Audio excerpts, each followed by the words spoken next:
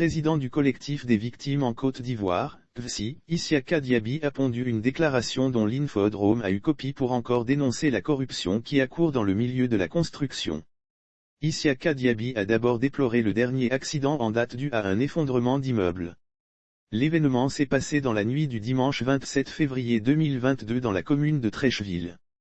Il est de notoriété que depuis quelques années en Côte d'Ivoire, des immeubles, des maisons construites à Abidjan et dans certaines villes de l'intérieur, s'écroulent en cascade. Souvent aux grandes dames des autorités qui nous gouvernent et surtout de la population. Le dernier effondrement d'immeuble date de quelques heures, dans la nuit du samedi 26 au dimanche 27 février 2022. Un immeuble de 7 étages en construction s'est effondré sur des habitations voisines causant la mort de plusieurs personnes dans la commune de Treichville. Quelle tragédie! A-t-il noté le collectif des victimes en Côte d'Ivoire, CVCI, est consterné par tant de laxisme du gouvernement ivoirien. Il ajoute que, des Ivoiriens meurent, des habitants de la Côte d'Ivoire meurent dans ces effondrements d'immeubles sans qu'aucune mesure draconienne ne soit prise pour régler ce problème grave de sécurité publique. Le collectif des victimes en Côte d'Ivoire, CVCI, est consterné par tant de laxisme du gouvernement ivoirien face à ce drame qui devient national, a-t-il déploré. Isiaka Diaby estime il est temps de se lever pour endiguer ce phénomène qui fait peur. Tout repose sur la corruption, à l'en croire.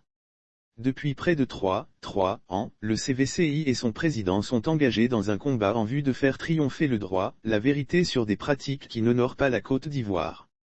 Je veux parler de la corruption qui gagne du terrain dans notre pays, a-t-il souligné un appel aux autorités ivoiriennes devant cette gangrène. Le CICV et son président ne se lassent pas d'interpeller les autorités.